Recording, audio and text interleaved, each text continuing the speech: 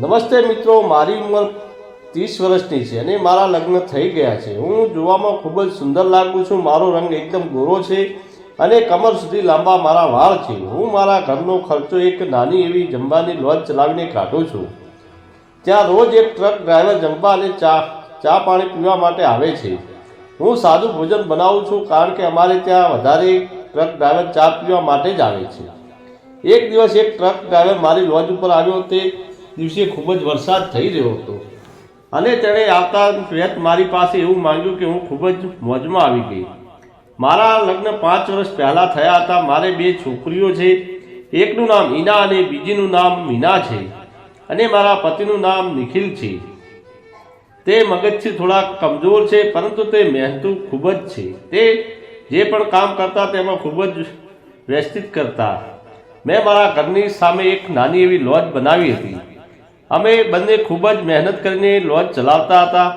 સવારથી સાંજ સુધી લોજમાં કામ કર્યા પછી પણ અમને ખૂબ જ ઓછા પૈસા મળતા હતા। વધારે ગ્રાહક ટ્રક ડ્રાઈવર જ હતા। મેં ચા પીને જતા રહેતા હતા કારણ કે મારી લોજની અંદર સારું જમવાની વ્યવસ્થા ન હતી। મને ફક્ત કાઠિયાવાડી ભોજન બનાવતા હતા। જો અમારી પાસે વધારે પૈસા હોત તો અમે ત્યાં પંજાબી અને ચાઇનીઝ પણ જમવાનું બનાવી શકત, પરંતુ મારા પતિની એવી ઈચ્છા હતી કે તે ફક્ત પોતાની પત્ની અને બાળકોનું પેટ ભરી શકે।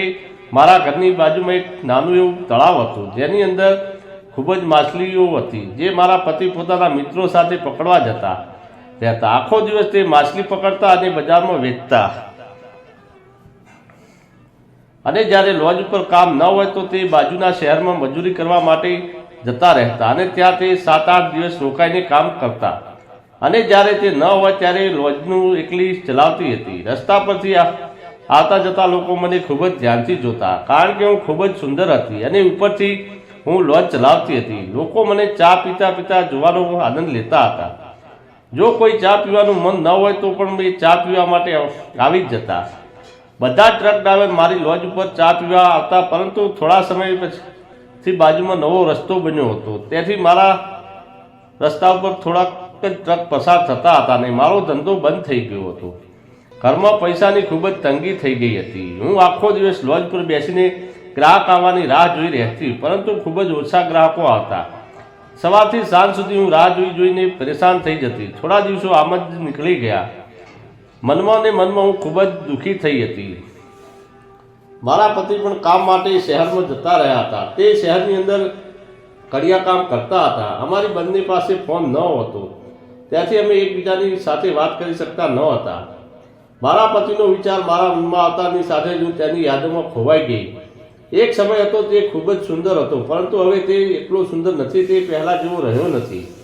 હવે તે થોડો નશો પણ કરવા લાગ્યો હતો। તે પોતે ખૂબ જ ખુશ રહેતો હતો। હું લોજ હંકારું છું તેને બિલકુલ પસંદ ન હતું, પરંતુ ઘરની હાલત એવી હતી કે તેને મને કોઈ કહી શકતો ન હતો। તે હવે કમજોર થઈ ગયો હતો। ઘણી વખત તે નશામાં મને કહેતો કે મેં તને કોઈ ખુશી નથી આપી। મારે મારા પોતાના પરિવારને ચલાવવા માટે એક છોકરો જોઈતો હતો। મારી પણ ઈચ્છા હતી કે મારે એક છોકરો જન્મે થાય।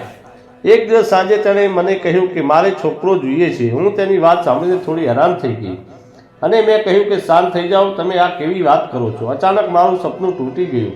કોઈ ગ્રાહક અંધારાની અંદર ટોર્ચ લઈને મારી લોજ તરફ આવી રહ્યો હતો। હું તેને જોઈને ખૂબ ખુશ થઈ ગઈ કારણ કે તે ભલે ચા પીવા માટે આવ્યું હોય, પરંતુ મને થોડા પૈસા મળશે। હું તેને આવતા જોઈ રહી હતી। તેણે હાથમાં ટોર્ચ પકડી હતી અને તે લોજ તરફ જ આવી રહ્યો હતો। તે આવીને બેસી ગયો। તેના કપડાં વરસાદને લીધે ભીના થઈ ગયા હતા। તે આવીને મને જોવા લાગ્યો। થોડી વાર પછી તે બોલ્યો, શાક રોટલી મળશે? મેં કહ્યું કે બેસો, હું તમને ગરમા ગરમ બનાવી આપું છું। હું જલ્દી ઘરની અંદર ગઈ। દાળ તો મેં પહેલેથી જ બનાવી રાખી હતી। બાફેલી દાળ લઈને હું લોજ ઉપર આવી। મેં જલ્દી ડુંગળી કાપી અને દાળને વઘારવાની શરૂઆત કરી અને બીજી બાજુ રોટલી બનાવવા માટે લોટ બાંધ્યો અને હું રોટલી બનાવવા લાગી। તે વ્યક્તિ ખૂબ જ ભૂખ્યો લાગ્યો હતો। હું વિચારી રહી હતી કે આટલા વરસાદમાં તે અહીંયા કેમ પહોંચ્યો ગયો। એક રોટલી બની ગઈ એટલે મેં ફટાફટ ટેબલ ઉપર જમવાનું આપ્યું। ત્યારે જોઈને એવું લાગતું હતું કે તે ખૂબ જ ભૂખ્યો હતો અને ખૂબ જ થાકેલો હતો। મારી રસોઈની અંદર સ્વાદ હતો તેને ખૂબ જ એટલી બધી હતી કે તેને ભરપેટ જમવાનું ખાધું।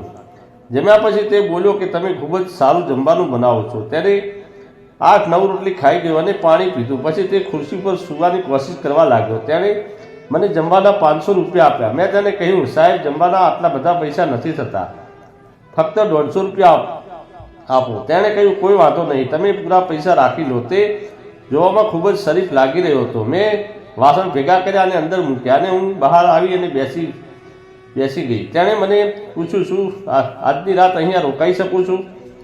હું વરસાદમાં ખૂબ જ છે અને મને ગાડી આપવામાં થોડી તકલીફ પડે છે, પરંતુ મારે રોકાવાની તમને કોઈ તકલીફ ન થવી જોઈએ. નહીં, મને કોઈ તકલીફ નથી. જો તમે રોકાવા માંગતા હો તો રોકાઈ જાઓ. જો તમે સૂવા માંગતા હો તો અંદર ચારપાઈ છે, વ્યવસ્થા છે, તો તમે અંદર જઈને સૂઈ શકો છો. હવે વરસાદ પણ ખૂબ જ જોરદાર પડી રહ્યો હતો અને વીજળી પણ ચમકી રહી હતી. લગભગ રાતના 2 વાગ્યા હતા અને હવે મને કંઈક આગ્રહ કરવાની આશા ન હતી. તે ચારપાઈ પર સૂઈ ગયો હતો. હું તેને ત્યાં જ મૂકીને મારા ઘરે આવી ગઈ. મેં ઘરની ચાદર લીધી અને પછી તેને આપવા માટે લોજ ઉપર ગઈ. તે સૂઈ રહ્યો હતો, પરંતુ તે ઠંડી લાગી રહી હતી. મેં જ્યારે તેને ચાદર ઉઠાડી તો મને લાગ્યું કે તેને તાવ આવી ગયો છે. મારી પાસે તાવની દવા હતી નહીં. મેં તેને દવા અને પાણી આપ્યું. તેને દવા હાથમાં લીધી અને મારી પાસે એક નજરે જોઈ રહ્યો. દવા પીધા પછી તે સૂઈ ગયો. 2 કલાકની ઊંઘ લીધા પછી એ સારો થઈ ગયો. તે જાગ્યો એટલે મેં ચા બનાવી તેને આપી. મારી સાથે પોતાની ઘણી બધી વાતો તેને શેર કરી અને મને પહેલેથી જાણતો હતો. હું ઘરમાં કામ કરવા માટે પાછી આવી. થોડી વાર પછી હું લોજ ઉપર ગઈ તો મેં જોયું કે તે વ્યક્તિ ત્યાં નહોતો, જતો રહ્યો હતો. મારી ચાદર ખાટલા પર પડી હતી. મેં જોયું કે તેણે ઓશિકા પાસે 2000 રૂપિયાની નોટ મૂકી હતી. તે પૈસા મારી માટે મૂકીને જતો રહ્યો હતો. તેને પોતાનો ટ્રક હતો એટલા માટે તેની પાસે પૈસા પણ હતા. હું ચૂપચાપ વિચારી રહી હતી કે મને કોઈ એવું પણ ન મળ્યું જેની સાથે મેં મારી જિંદગી બધી વાત કરી અને મને ખૂબ જ આનંદ આપ્યો. 20 દિવસ પછી મારા પતિ ઘરે આવ્યા. મેં તેમને કહ્યું કે તમે ક્યાં જતા રહ્યા હતા અને કેટલા બધા દિવસે કેમ ન આવ્યા? તો તેણે કહ્યું કે હું સુરતની અંદર કામ કરી રહ્યો હતો, પણ જ્યારે હું ઘરે આવી રહ્યો હતો તો રસ્તામાં ખૂબ જ વરસાદને કારણે ફસાઈ ગયો હતો. મેં ઘણી કોશિશ કરી આવવાની, પણ રસ્તા ખુલ્લા નહોતા. 1 મહિના પછી તે ટ્રક ડ્રાઈવર ફરી વખત આવ્યો. મેં મારા હાથેથી તેને બનાવ્યું આપ્યું. તેને જમવાનું પસંદ આવ્યું. મેં તેને પૂછ્યું, તમે ક્યાં રહો છો? તો તેણે કહ્યું, હું રાજસ્થાનનો રહેવાસી છું અને ટ્રક ચલાવું છું. મારે રોજ અલગ અલગ શહેરમાં જવું પડે છે. તે રાત્રે મારી તબિયત સારી નહોતી લાગી રહી, એટલે તે રાત્રે હું તમારી લોજ ઉપર આવ્યો હતો. તમે મારી ખૂબ જ સારી મદદ કરી. મેં તેને કહ્યું, પરંતુ તમે કહ્યા વગર કેમ જતા રહ્યા હતા? તો તેણે કહ્યું, જ્યારે હું તમારી લોજ ઉપર આવ્યો ત્યારે હું ઘરેથી ઝઘડો કરીને આવ્યો હતો, પરંતુ ત્યારે મારા ઘરનાએ મને પાછો બોલાવી લીધો અને મને માફ કરી દીધો. હું તમને બતાવ્યા વગર જતો રહ્યો. તે વખતે તમે મારી ખૂબ જ સેવા કરી હતી, પરંતુ મારું મન ઉદાસ હતું અને તમે મને તે ઉદાસીની અંદરથી બહાર કાઢ્યો હતો. જમ્યા પછી તેણે જવા માટે કહ્યું. મેં મારા દુઃખી મનને તેને વિદાય આપી. તે જતો રહ્યો. હવે મારા પતિ પણ ઘરે આવી ગયા હતા. આ વખતે 4-5 મહિના જતા રહ્યા. હું પ્રેગ્નન્ટ છું અને 9 મહિના પછી મેં એક છોકરાને જન્મ આપ્યો. મારા પતિ પણ ખુશ થઈ ગયા હતા. હું જાણું છું કે આ બધી રમત તે વરસાદની રાતે લોજ ઉપર જમવા આવેલા ટ્રક ડ્રાઈવરની મહેનત હતી. ઠંડીની બચવા માટે મેં તેને મદદ આપી હતી અને જતાં જતાં તેણે મને 2000 રૂપિયાની મદદ કરી હતી. તે ખૂબ જ ઈમાનદાર હતો. તેણે મારો ફરી વખત ક્યારેય ફાયદો ઉઠાવ્યો ન હતો. તે ખૂબ જ સમજુ હતો. તે જ્યારે પણ આ રસ્તા ઉપરથી પસાર થાય છે ત્યારે જમવા મારી લોજેજ ઉપર આવે છે અને હું તેને પ્રેમથી મારા હાથે કાઠિયાવાડી ભોજન જમાડું છું. મિત્રો, વાર્તા કેવી લાગી કોમેન્ટ કરી જરૂર જણાવજો. ફરી મળીશું આવતીકાલે એક નવા વિડીયોમાં. ત્યાં સુધી આવજો અને આવા સુંદર મજાની વાર્તાઓના વિડીયો જોવા માટે અમારી ચેનલને અંદર જાઓ અને આનંદ કરો. વિડીયો પૂરેપૂરો જોવા બદલ તમારો ખૂબ ખૂબ ધન્યવાદ. આભાર.